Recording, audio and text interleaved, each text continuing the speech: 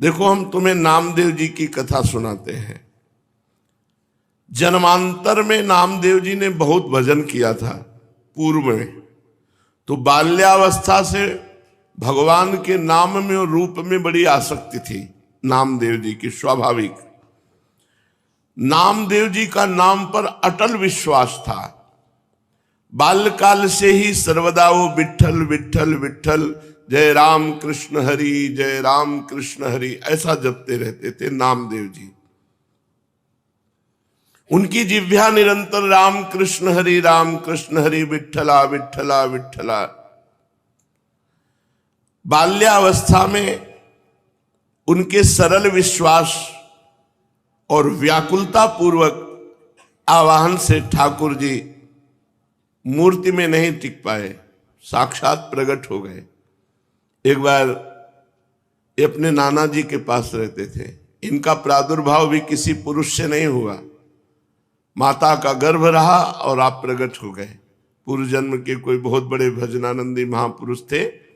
इनकी माता जी बाल्यकाल में अपने पिता से अर्थात नामदेव जी के नाना से पूछा कि मेरा पति कौन है, तो उन्होंने ठाकुर जी को बताया, ये ठाकुर जी आपके पति है। तो बाल्यावस्था से उन्होंने दृढ़ निश्चय करके वैसे ही व्यवहार जैसे एक नवकिशोर पुरुष से किया जाता है, वैसे ही ठाकुर जी पर दृष्टि रखना, और वो दृष्टि माधुर्य भाव से रखना, श्रृंगार भाव से, कांता भाव, प्रभु मेरे पति हैं। जब ये नवयुवती हुई तब इन्होंने प्रभु से कहा कि मेरी मांग है कि मेरे संतान हो अब आपसे, जब आप हमारे पति हो तो आप हमारे संतान प्रदान करें। तो अनंत ब्रह्मांड जिनके संकल्प से प्रकट हुए, उन्हीं भगवान के संकल्प से नामदेव जी महाराज गर्भ में आ गए। अब जब गर्भ बढ़ने लगा तो आपस में लोगों की चर्चा होने लगी, देखो सयानी लड़की का ब्याह न हो करने से यही दुर्गति होती है। ये चर्चा नामदेव जी के नाना के कान में पड़ी। अभी नामदेव जी गर्भ में ही थे। उन्होंने बेटी को बुलाया और कहा, ऐसा तो हम कभी नहीं सोच सकते थे कि हम इतने महाभागवत ठाकुर जी की सेवा परायण, बच्चापन से तुम्हें धर्म की शिक्षा दी, तुम गर्भ कैसे धारण कर लिए, कौन है तुम्हारा पति? तो उनका, पिताजी आप नाराज मत होइए, जिनको आपने पति बनाया कि ये तुम्हारे पति हैं, उनके सिवा आज तक मैंने किसी को देखा नहीं, किसी को छुआ नहीं। ये गर्भ मैं भगवान को साक्षी करके कहती हूं कि भगवान का ही है, इन्हीं का दिया हुआ है। बड़े प्रसन्न हुए, बोले अब मुझे किसी की परवाह नहीं कि कौन क्या करता है। तब नामदेव जी प्रकट हुए। ये बचपन से ही विठ्ठला विठ्ठला विठ्ठला। अब नामदेव जी जैसे जैसे होश में आने लगे तो नाना जी को सेवा करते देखते ठाकुर जी की, श्याम सुंदर की, उनके भी मन में आता। छोटे बच्चे थे, नाना जी मैं भोग लगाऊं, नाना जी मैं ठाकुर जी को स्नान कराऊं। तो उन्होंने कहा, जब हम किसी कार्य से बाहर जाएंगे तब तुम्हें सेवा दे देंगे, अभी तुम बहुत छोटे हो। थोड़ी देर में फिर आते, नाना जी देखो मैं बड़ा हो गया। बोले एक दिन में थोड़ी बड़ा हो जाता है, अभी थोड़ा और समय लगे। दूसरे दिन फिर, अब नाना जी बड़ा हो गया। बोले ठीक है, तुम सेवा के लायक बड़े हो गए हो, लेकिन जब हम जाएंगे कहीं तब। तीसरे दिन, नाना जी आप कब जा रहे हैं, कहीं तो जाइए आप। तो उनको ठाकुर सेवा के निमित्त से कुछ सामान लाने के लिए जाना था। तो कहा, देखो बच्चापन मत करना, हमारे ठाकुर जी भूखे ना रह जाएं, उनको दूध पिलाओ, भोग सामग्री। बहुत प्यार से ठाकुर सेवा की जाती है। अरे भोग रख दिया, पर्दा लगा दिया, ऐसे नहीं हमारे यहाँ किया जाता। पर्दा भी लगा दिया तो पर्दा के अंदर आप बैठो, एक हाथ में पंखा हो और एक हाथ से ऐसे पवाते जा रहे हो। लाड़िले हैं, राजकुमार हैं, हमारे प्राण प्यारे हैं, अपने यहाँ ऐसे ही भोग लगाते हैं राधा पी जी को। एक लोग बैठो, पद सुनाओ, दूसरा पवाओ, उनको ऐसे गान बजान के से दुलार करके पाओ। कोई भूखे थोड़ी है, तुम्हारे भाव के भूखे। 45 मिनट भोग लगता है कम से कम, ऐसे पवाया जाता है। अब नाना जी गए, बहुत नाच पड़े कि आज मुझे ठाकुर सेवा मिली है। अब नामदेव जी ने जैसे नाना जी भोग पधराते थे पधराया, और इसके बाद वो पर्दा लगा के अंदर हो जाते थे, वो तो देख नहीं पाते थे, तो पर्दा लगा के आप अंदर हुए। अब भोग सामग्री में जैसे जल फेरा के जल रखना, भोग लगाना, नाना जी ने कहा भूखे न रह जाएं, अगर ये भूखे रह गए और नाना जी से बता दिया तो कभी सेवा नहीं मिलेगी। नामदेव जी ने कहा ठाकुर जी पालो। वहां तो ठाकुर जी पा ही नहीं रहे, वो भाव से भोग लगाते थे। हम लोगों सबसे बड़ी पीड़ा ये थी कि नाना जी को ठाकुर जी कह देंगे कि मैं भूखा हूं और भोग नहीं पाया तो हमें सेवा नहीं मिलेगी। नामदेव जी ने बार बार प्रार्थना की, जब नहीं पाए तो नामदेव जी ने कहा कि देखो अगर नहीं पाओगे छुरी ली, अपना अपना गला काट देंगे, आपको पाना पड़ेगा, नहीं हमारी सेवा छूट जाएगी। अब वो सीधे एकदम सरल बच्चा बिल्कुल सच्चाई में उतर आए, वो भगवान प्रकट हो गए। कहा पाओ? बोले हम रोज वैसे ही पाते थे जैसे तुम पर्दा लगा दिया, हम ऐसे भाव से पा लेते थे, तुम तो जबरदस्ती कर। बोले नहीं, पूरी थाल का पाओ। जब शिकायत करोगे नाना से कि हमें वो ठाकुर जी बातचीत कर रहे हैं, अपने हाथ से नामदेव जी दूध पिला रहे ठाकुर जी को, तो अत्यंत व्याकुलता और सत्य भाव कि ठाकुर जी हैं, ठाकुर जी को प्रकट होना पड़ा और दुग्ध पान किया। बड़ी प्रसिद्धि नामदेव जी की, नाम का प्रकाश।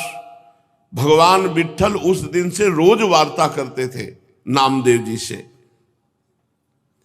एक बार काशी आदि तीर्थों की यात्रा करके निवृत्तिनाथ, ज्ञानेश्वर, सोपान देव, मुक्ताबाई, नामदेव और गोरा कुम्हार जी के घर ये सब बड़े बड़े संत बैठे हुए थे। समस्त साधुजन गोरा कुम्हार भी बड़ी ऊंची के स्थिति के महात्मा थे, तो उनके यहाँ एक थापी पड़ी हुई थी जिससे मटकी को गोल किया जाता है। मुक्ताबाई ने ऐसे थापी उठाई और गोरा कुम्हार से कहा चाचा जी ये क्या वस्तु है? गोरा कुम्हार जी ने कहा ये थापी है। मुक्ताबाई ने कहा ये किस काम में आती है? गोरा कुम्हार ने कहा इससे मिट्टी के घड़े को ठोक ठोक करके देखा जाता है कि पक्का हो गया कि कच्चा भी है। मुक्ताबाई ने कहा अच्छा, इससे देख करके पता चलता है पीट करके कि घड़ा पक्का है या कच्चा? तो मैं देखूं घड़ा पक्का है कि कच्चा? तो उनका देख लो। उन्होंने समझा घड़े की बात। उन्होंने ज्ञानदेव, सोपान देव, एकनाथ जी, बड़े बड़े भक्त जो बैठे थे सब कैसे थापी मारी, कोई नहीं बोला। जब नामदेव जी के थापी मारी तो उन्होंने कहा ये क्या है, ये क्या खिलवाड़ कर रहे? सर पे थापी मार। बोले चाचा ये घड़ा कच्चा है। ये बोल पड़ा ये घड़ा कच्चा है। तो सब संत हंस दिए, गोरा कुम्हार जी भी हंस दिए और कहा अच्छी बात है, कच्चे हैं नामदेव। गोरा कुम्हार ने जब कहा कि हां कच्चा, तो नामदेव जी को बड़ा सकुच लगा, एक अपमान जैसा प्रतीत हुआ और वे क्रुद्ध हो गए। उन्होंने कहा आप दोबारा थापी हमारे माथे पे मत मार देना। और सब लोगों ने हमें कच्चा क्यों कहा? यह अन्यायपूर्ण क्रिया साधु होकर के ऐसा थोड़ी किया जाता है, नामदेव जी ने कहा। गोरा कुमार और अन्य साधुओं के मस्तक पर जब थापी थप थप करके लगी तो किसी ने नहीं बोला, लेकिन नामदेव जी को गुस्सा आ गया और नामदेव जी ने ऐसा बोला। गोरा कुम्हार जी ने कहा यह कच्चा घड़ा पक्का है, मतलब इसमें संशय नहीं है, नामदेव जी कच्चे साधु हैं। अब उनको और सब संतों के बीच में ऐसा जब कहा तो हृदय में बड़ा चुभा। नामदेव बुरा मत मानना, तुम भक्त अवश्य हो, इसमें कोई संशय नहीं, पर अभी तुम्हारे अभिमान को कोई चोट नहीं पहुंचाया, अभी तुम्हारा अभिमान सुरक्षित है, इसलिए तुम कच्चे साधु हो। ठाकुर जी के पास वो एकांत में गए विट्ठल भगवान से, और विट्ठल भगवान से कहा कि सब लोग हमको कच्चा कह रहे हैं, तो मैं कहाँ से कच्चा हूं? कह रहे तुम्हारे अंदर अभिमान है। हमने वहां सभा में पूछा कि तुम कैसे कह सकते हो मैं कच्चा हूं? तो हमें जब भगवान साक्षात हमसे बात करते हैं तो कच्चा कैसे? तो उन्होंने कहा तुम निगूढ़ा हो, तुमने अभी तक गुरु नहीं बनाया इसलिए तुम कच्चे हो। तो मैं आपसे ये पूछ रहा हूं कि गुरु का कार्य क्या होता है? आपसे मिला देना हो। आप रोज हमसे बात करते हो तो हमें गुरु की क्या आवश्यकता है? नामदेव जी ने कहा। नामदेव जी अत्यंत दुखी पंढरपुर भगवान श्री विट्ठल जी से ऐसी जब प्रार्थना की तो विट्ठल भगवान ने कहा कि जो संतों ने निर्णय किया वो सच्चा निर्णय किया है, तुम अभी कच्चे हो। अब तो और जलन पैदा हो गई।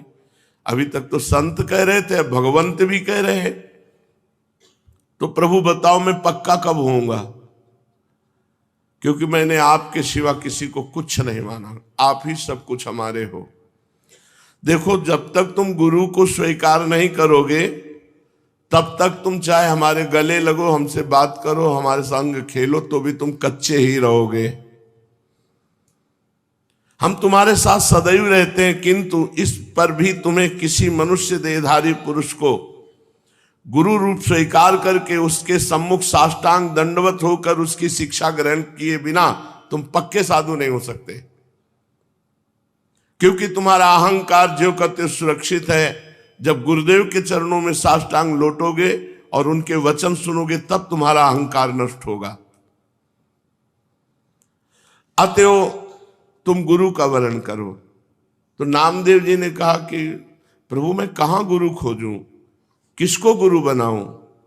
तो कहा जाओ, सामने जंगल है, उसमें एक भगवान शंकर का मंदिर है, उसमें एक विशोबा खेचर नाम के महापुरुष पड़े हुए हैं, उनको गुरु रूप में वरण कर लो। वहां गए, बड़ी विचित्र दशा देखी।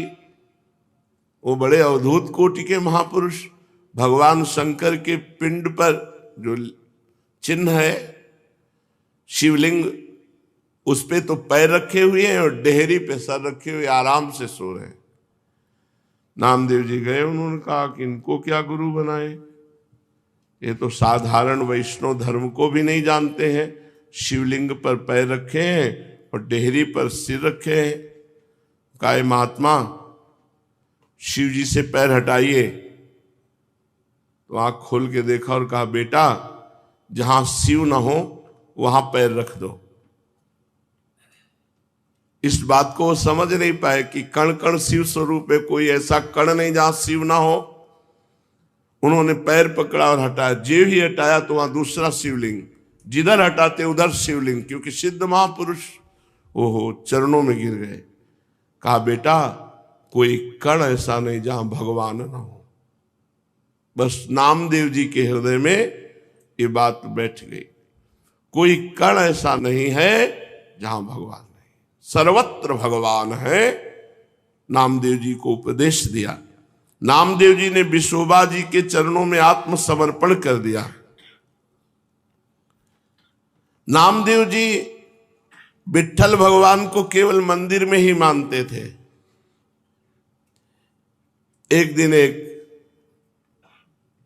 कुत्ता वो ठाकुर जी के लिए भोग बना रहे थे, रोटी बना के ऐसे रखी, घी गरम कर रहे थे, वो रोटी लेके भागा। गुरुदेव की बात याद आई, कोई कण ऐसा नहीं जहां श्री भगवान न हो। तो कुत्ते में भी भगवान है। कटोरा घी का लेके पीछे भागे चले जा रहे, प्रभु रूखी मत खाओ, घी चुपड़ा लो। नाथ अब हमसे छुप नहीं सकते, गुरुदेव की कृपा हो गई, आप ही हो। कुत्ते में भगवान को ढूंढ लिया। भगवान विट्ठल भगवान कुत्ते से प्रकट हो गए और कहा देखा गुरु कृपा देखी, मैं ही मुक्ताबाई के हृदय में बैठकर तुम्हारे थाप मार रहा था, तो तुमने मुक्ताबाई में मुझे न देखकर मंदिर में आके शिकायत की, और आज गुरु कृपा हो गई तो कुत्ते में तुमने मेरे को पा लिया, कुत्ते में मेरा साक्षात्कार कर लिया। तो गुरु कृपा विशिष्ट है, केवल ग्रंथ से देखकर मंत्र पढ़ने से भगवत प्राप्ति नहीं होती, गुरु कृपा से होती। 6 महीने में भगवत प्राप्ति कर ली ध्रुव जी ने, क्योंकि नारद जी जैसे समर्थ गुरु द्वादशाक्षर मंत्र का उपदेश किया।